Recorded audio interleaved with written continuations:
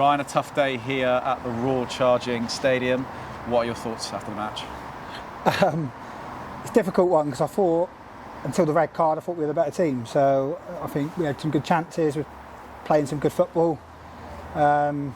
Lucy makes two rash decisions and it is the right decision, both yellow cards. And then the game changes. They've scored their first one's offside, there's 4 in a row. The linesmen just don't keep up with play. And then they punish us. And like you say, little errors again. It just costs us. Like, I can't fault the girls' effort. And today they've worked their socks off, and it could have got ugly. Katie's made an error for the 4th. I think maybe the 2nd and 5th maybe Jazz should have done a little bit better with. I have to watch it back before we make too much of assumptions of what's happened. But yeah, like, lots of positives to take. Again, 25 minutes we've gone toe to toe with Oxford, and then like you say, the red card changes the game. You've just mentioned it there. Obviously, the red card changed a lot of things for us. As a manager, what's that like when that happens in front of you? Because it's a very rare occasion, but it's something that's probably the worst thing to happen on a football pitch. Well, it's difficult, especially when you get limited contact time with players and you've got to work on different things. And like you say, you can't put too much into practice if we were full time or even had more contact time with the players, and you can put situations and scenarios into play so they know and understand what to do. We've come here with a really young squad. I think the average age is 18.4 today of the squad. We've got 7 girls who have come through the pathway. So it's an experience, it's a learning curve, and we've got to learn quickly. So it's a tough league. We don't get any easier next week. We go away to Rugby Borough. But like you say, we've just got to keep working hard. We've got to shore up at the back. Definitely, we're leaking too many goals. But like you say, I don't think they deserved it today in terms of the scoreline. But that's football. Talk to me about that break period when you've gone in after the first half. Obviously, you've sat down and you spoke to the girls. What can you really say in those situations where obviously you're down to 10 players and you have to change a few things? What's it like?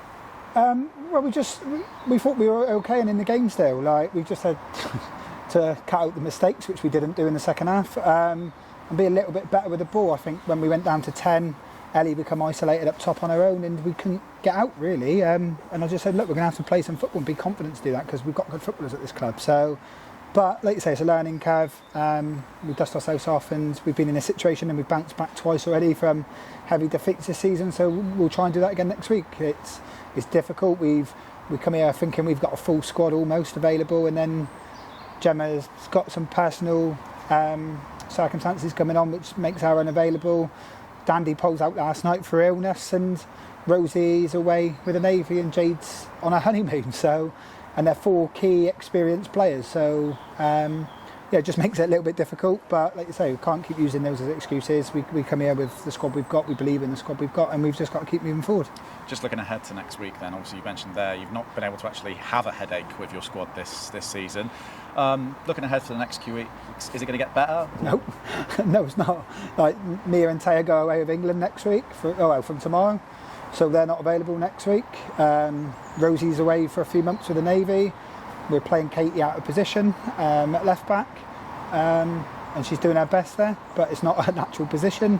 So yeah, it's difficult because we, like I think we've alluded to, on our day when we've got everyone available and full strength, I think it's a different result and scoreline here. But end of the day, we'll continue to work hard with what we've got each week. And like you say, that's no disrespect to the girls. I think Erin was fantastic for 25 minutes, and we've got to change it. And unfortunately, I've had to bring her off. I've apologised about 28 million times to her, but it's football and she understands it. But the maturity she's shown for a 16-year-old to not be too disappointed coming off is a credit to Erin.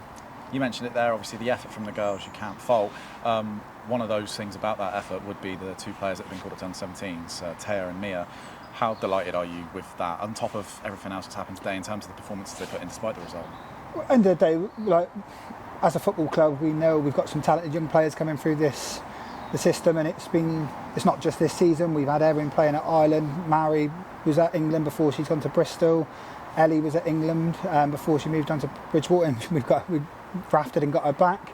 So we know we've got talented players like Georgie Knott's come on today and done really well. She's another exciting player. We've got youngsters coming through the system. So it's a pleasure to see it, but obviously at the end of the day we're in tier 3 of women's football and it is a little bit result driven, and like you say, people have just got to be patient with us. Like you say, if we can keep the core of this team together moving forward, Plymouth Argyle Football Club's in a good place.